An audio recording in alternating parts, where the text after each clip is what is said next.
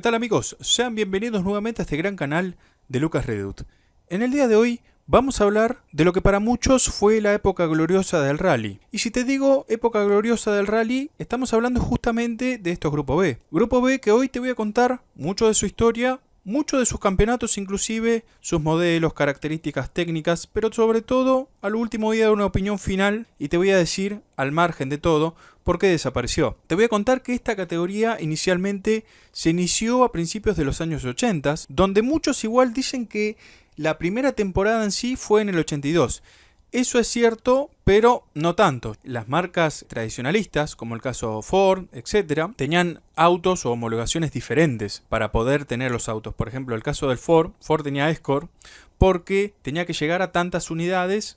Hasta había casos de grupos que tenían que tener 5.000 unidades fabricadas, ¿sí? Y en muchos casos también inclusive muchas unidades vendidas para poder homologar un auto. Lo que intentó acá FISA, o FIA en realidad también. FISA era el que organizaba inicialmente el Grupo B y varias categorías de lo que serían los prototypes de aquella época. Lo que se intentó hacer con esto, entonces, ¿qué fue? Fue hacer una nueva movida, ¿no? Una nueva movida que, de entrada, la verdad que pintó muy bien. Esto, como te digo, fue la época gloriosa del rally.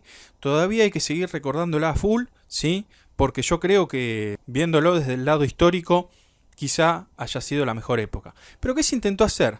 Lo que se intentó hacer acá fue lo siguiente. Fue que compitan no solamente marcas tradicionalistas con modelos como Ford, como te dije, ¿sí? O como Audi, con sus autos de calle, sino que también hasta inclusive, no sé, pueda competir un Porsche, pueda competir el mismo Lancia, y de ahí viene un poco el concepto. Por eso yo toco este último Lancia, porque en realidad el concepto general o el concepto principal nace de haber visto a Lancia. Lancia con el Stratos, ¿sí? Genera un poco eso, esa idea en lo que sería la FIA, para poder no solamente homologar este modelo, sino en sí como filtrar y homologar a todo el resto. Por ende, ¿qué pasó acá? Era muy blando la situación, ¿sí? Porque pasar de un grupo 4 al grupo B era muy fuerte. ¿Pero por qué? Porque en realidad lo permite la FIA, ¿sí? La FIA permitió lo siguiente. Permitió que así como el Lancia Stratos de aquel momento, ahora pueda venir cualquier marca con, por ejemplo, muchísimas menos unidades fabricadas, con muy pocas. Estamos hablando de menos de 500 unidades fabricadas y vendidas, que podían, digamos, homologar ya un modelo. Ya el hecho de poder hacer eso, se unieron un montón de marcas, que las voy a ir contando en el transcurrir de este video, y ese fue básicamente el nacimiento general. Después sucedió una transición entre lo que fue el grupo 4, ¿sí? Anterior a esto, y el grupo B. Grupo B como tal, o oficialmente, ya estuvo establecida en el año 1983, con modelos que la verdad llamaban demasiado la atención. Modelos como el Audi 4, el Peugeot 205 Turbo, el Lancia, el Renault 5, el Ford RS200, hubo también Mazda, hubo Porsche, hubo Opel, hubo este MG que era un autito chiquitito, hermoso. Bueno, se unieron la verdad con un montón de marcas con especificaciones muy randoms. ¿Por qué? Porque después en el reglamento técnico, cuando uno se pone a mirar, yo me puse a analizar mucho ahora de la data histórica, y si vos te pones a mirar estos autos, fíjense lo que tenían. Tenían alrededor de, en promedio, 500 HP casi todos, ¿sí? Desde los primeros hasta los últimos grupos B que hubo. Más o menos generaban unos 500 HP, pero fíjense acá el dato. Pesaban menos de 1000 kilos. Hubo muchos casos inclusive que apenas superaban los 900 y solamente era por un nivel de reglamento, ¿sí? Porque si los podían hacer mucho más livianos, créanme que los podrían haber hecho mucho más livianos. El tema es que no los podían hacer más bajos que 900. Aún así 900, fíjense, no era nada. Estamos hablando de casi 2 kilos por caballo. Eso sería la relación peso-potencia. Era impresionante. Habría que ver la relación peso-potencia de los Fórmula 1 de aquella época, pero te digo que estamos casi a la misma altura. Si no es inclusive mejor o si no era mejor esta categoría. Ahora, esto generó dos cosas. Generó no solo empatía en el público, éxtasis de ver este tipo de autos, ¿sí? Sino también lo que generó fue mucho riesgo, ¿sí? Eso te lo voy a contar a lo último. Quédate por favor atento a todo lo que voy a decir en este video, porque te voy a ir contando también un poco cómo fueron los campeonatos, un poquito también de los modelos en sí, pero ahora volvemos de nuevo a lo que era el reglamento técnico, como te dije. Autos de 500 HP, menos de 1000 kilos, pero ¿por qué lograban eso? ¿Cómo se lograba? Porque también se permitieron todo lo que eran chasis tubulares, ¿sí? Chasis tubulares que no eran los que hay hoy en día. En esa época, imagínense que no se buscaba tanto la seguridad del piloto. Si bien siempre se tenía la premisa, obviamente, de cuidar al piloto, tanto la FIA como los equipos, inclusive porque nadie quería tragedias, y nadie quiere tragedias en esto. Se sabe de los riesgos, etcétera, ¿no? Pero si bien querían eso, vamos a decir la verdad, en esos años sobre todo lo que más importaba era la parte de performance. ¿Sí? La performance era crucial para estos prototipos, porque ustedes imagínense que homologaban los autos con muy pocas unidades a una marca, te homologaban un modelo específico, el caso de Ford, el RC200. El RC200 ni siquiera fue un modelo para vender a la gente, lo único que hicieron fue fabricar varias unidades para poder homologarlo solamente para el rally, digamos. Ese auto tenía potencial básicamente para el rally, ¿sí? Así que las pocas unidades que se vendieron ni siquiera fue para venderlas en serie, o en serio diría yo, ¿no? Sino justamente para poder competir, para poder generar un prototipo de la marca y que represente a la marca. Entonces, el reglamento era muy abierto, la homologación era muy abierta, esto generó mucho éxtasis.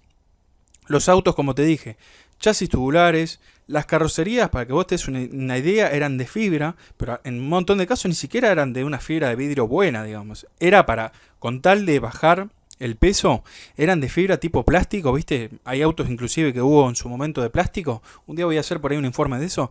Pero bueno, eran de fibra de plástico, gente. O sea, directamente esos autos no tenían carrocería. Simplemente aguantaban un poco la aerodinámica y algún que otro toquecito.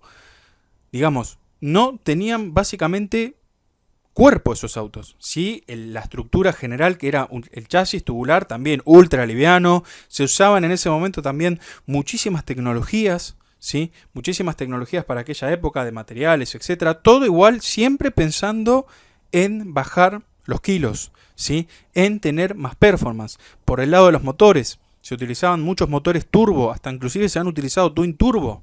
Motores twin turbo, o sea, doble turbo. Estamos hablando, ¿sí? ¿Para qué? Para poder generar más potencia. Si bien igual hubo limitaciones, no te voy a decir que no, pero fíjate las limitaciones igual que había a nivel reglamento. Te ponían más peso, te sacaban más peso, no había brida, no había un carajo ahí. Te ponían una goma un poquito más ancha, un poquito más fina, para mayor o menor tracción, o para perjudicarte más o menos, y listo. Eso era todo, ¿sí? Eso era todo. Entonces, estos grupos B, wow, vos lo mirás y es la hostia, imagínate si estuvieran hoy en día. Hoy en día te digo que al menos al fanático del automovilismo, no al tipo que mira de vez en cuando carreras, porque yo en mi canal no le voy a hablar mucho a ese, ¿eh? Al que mira así nomás carreras yo no le hablo mucho. Yo a mis videos se lo digo al tipo, tenga 60, 70, 80 años, 40, 10 años, yo te lo hablo a vos, ¿eh? Esto va para vos, si hoy existiera esta categoría, te digo que la rompería entera. Más allá que eran prototipos, que después fueron, o desde sus inicios fueron totalmente inseguros, etcétera, etcétera, etcétera. Por algo, hoy en día sigue siendo la época dorada del rally. Y es por todo este tipo de cosas. Por un reglamento abierto, por autos que la verdad eran inmanejables en un montón de casos. Podrían haber sido divertidos, qué sé yo. Yo nunca ni cerca de haber manejado un auto de estos, ¿eh? Pero muy seguramente eran divertidos. El tema es que con tanta potencia, tan bajo peso, y hasta inclusive había autos que no tenían tracción 4x4, muchos sí, pero había otros que no. Fíjense también las libertades de reglamento también en ese tema, algo que me estaba olvidando. Podías tener un tracción 4x4 y un tracción 4x2, ¿sí? Un tracción trasera, literal. Muchos, hasta antes del 84, inclusive 85, pensaban, estoy hablando de ingenieros, no te lo estoy diciendo yo, te lo estoy diciendo palabras de ingenieros, decían que los autos de tracción simple eran mejores que los de tracción 4x4. Fíjate lo equivocado que estaban los tipos. Ahora, el razonamiento de ellos era el siguiente. No lo querían emplear en sus inicios a los 4x4 porque decían que eran más pesados, porque decían que en parte era ineficiente. Que si vos te ponés a pensar es totalmente, hoy en día sería totalmente pensarlo una locura, ya que vos tenés igual mayor agarre, no mayor grip, pero mayor agarre mecánico, ¿sí? Al tirar con 4 ruedas que tirar con 2. Bueno, en esa época se prefería inclusive en algunos casos, o hasta sus inicios, en el grupo B te estoy hablando ya, ya saliendo inclusive del grupo 4, etc. Se seguía pensando esa teoría de que con 500 caballos vos podías tirar solamente con las ruedas traseras. ¿Sabés cómo quemabas las gomas? Hoy en día es muy fácil decirlo, pero la teoría igual lo hubiese marcado. Sin embargo, muchos insistían que el 4x4 no era eficiente, básicamente por el peso, y lo que intentaban reducir justamente, como te dije ya varias veces, era el peso. Repasando ya un poquito a los campeones, ¿sí? O a los pocos campeones que hubo en esta gran categoría Grupo B, lo tenemos al caso, o los primeros dos que hubo fueron con Audi, como fue el caso de Mikola en el año 83, o como el caso de Blomqvist en el año 84. Los últimos dos fueron para el Peugeot 205 Turbo, en el caso de Salonen, en lo que fue la temporada 1985, y en la última, muy discutida, en el 86, Juha Kankkunen se logra coronar también con un Peugeot 205. Acá quiero hacer un apartado porque es justo, o coincide en realidad con el final de esta categoría, y es que sucedieron muchos accidentes entre lo que fue el 85-86. Yo no voy a hacer efemérides de eso porque no me gusta. Acepto los riesgos, hasta inclusive me gusta, ¿sí? Me encanta la adrenalina. Pero yo nunca me vas a ver a mí haciendo efemérides de tragedias en el automóvil. Jamás. Jamás. No me gusta, digamos, porque es el último punto, digamos, de todas esas sensaciones. Y eso es lo último que se tiene que perder, digamos. Así que eso no me gusta. Pero bueno, surgieron muchas cosas entre el 85-86, ¿sí? Hubo inclusive cosas que le pasaron a los espectadores, sobre todo en el año 86, pueden buscarlo, en lo que fue el rally creo de Portugal de esa temporada. Y a partir de eso surgieron en realidad varias cosas. Ya en el año 85 se venía hablando de que había que crear otra categoría que fue el grupo, o querían hacer en realidad tipo un grupo S. Era una versión de un grupo B más light, ¿sí? O sea, lleva la misma arquitectura de auto, todo lo mismo, pero ahora bajando la potencia a 300 caballos. O sea, literal igual entre eliminarla como se eliminó y hacer una categoría nueva como querían hacer esa, y creo yo que fue mejor esto. Pero déjame contarte que nos quedamos en la temporada 86, donde sucedieron un montón de cosas. ¿Por qué? Porque después de esas tragedias, que como te dije, no las voy a contar, las sé pero no las voy a contar, sucedió lo siguiente. La mayoría de las marcas eliminaron sus autos, como fue el caso de Audi, Ford y alguna que otra más que me estoy olvidando. Eliminaron literal sus escuderías, primero de la carrera, de esa carrera o de esas dos carreras fatídicas, y los que sí quedaron en el campeonato fueron Lancia y Peugeot, ¿sí? Lancia y Peugeot definían los títulos de constructores y definían también el título de pilotos en esa temporada 86. ¿Pero qué sucedió? Lancia se queda sin el pan y sin la torta en esa temporada 86. Fue muy loco. ¿Por qué? Porque Lancia, después de haber perdido lo que sería la temporada de constructores, que la gana también Peugeot, también pierde la de pilotos. Y ahí es donde se viene el quilombo. ¿Por qué? Porque se dijo que Peugeot usaba una ventaja, digamos, que no estaba permitida o contemplada ya en el reglamento, que era un efecto suelo particular que tenía abajo en el piso, ¿sí? Inclusive hasta, digamos, era bastante bizarro si lo vemos desde el lado técnico, pero bueno, decían que eso lo beneficiaba al Peugeot, etcétera, etcétera, etcétera. Cuestión es que Peugeot igual apela a esa situación y le dan igual por ganado el título. En un momento se lo iban a sacar al título de pilotos, estoy hablando, pero al final apela y sale campeón Juha Kankkunen, igual bien con sus méritos, con ese Peugeot 205 Turbo. Ahora sí quiero llegar un poco al final de esta categoría y cómo terminaron igual estos autos. El final de la categoría fue justamente este ya se sabía igual en el 86, ya prácticamente todos sabían que esa iba a ser la última temporada, porque ya en el 85 se venía hablando de que había que hacer cambios o directamente eliminarlo o prohibir la categoría. Y bueno, después de esta temporada justamente ninguno de estos autos pudo entrar más a lo que sería el Mundial de Rallys, ¿sí? Entonces, ¿qué sucedió? Muchos fueron a parar, como por ejemplo el caso de Peugeot al Rally Dakar, el caso de Audi a Pikes Peak, el caso de Ford a muchos pilotos privados. Muchos pilotos privados que inclusive lo usaron para lo que eran los rallies cross de esa época. Era impresionante ver eso, porque eran como de categorías diferentes. Es como que, no sé, venía un auto de otra categoría muy superior a dominar otras. Ejemplo, Peugeot en el Dakar, Audi estoy seguro que ganó en las Pikes Peak. Todo esto a fines de los 80, ¿eh? ¿Por qué? Porque los prohibieron en los grupos B. Entonces estos autos todos terminaron ahí. Y fue increíble, ¿sí? Hubo también, como te dije, un montón de modelos. Te puedo nombrar el caso del Audi, que Audi compitió con el 4A2, el 4A1, Lancia. El Lancia fue recordadísimo. El Lancia, no te digo solamente el Delta, en su principio fue lo que sería el Lancia Rally, ¿sí? El 037. Estuvo también este hermoso, me encanta.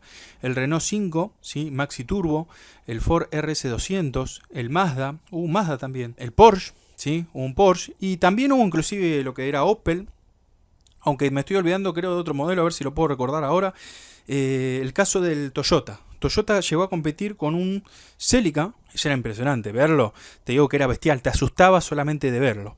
Cuestión es que, como te dije, la mayoría de todos estos autos no terminaron la deriva, ¿sí? Corrieron varios años más y hoy en día están en algún que otro evento histórico, ¿eh? Si es que no están corriendo con algún carrozado raro en alguna que otra categoría, los he visto.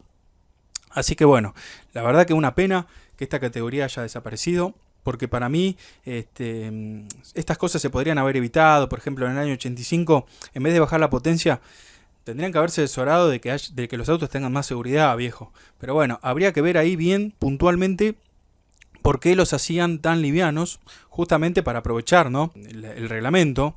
Pero bueno, se enfocaba mucho más a lo que era la performance, ¿sí? Y los pilotos, fíjense, también tenían unos huevos bárbaros porque nada que ver. Hoy en día, yo te digo la verdad, decime la verdad, hoy en día, ¿cuántos pilotos se subirían a ese tipo de autos? ¿Se suben hoy en día? Muchos me van a decir que sí, o yo mismo te diría quizá que sí.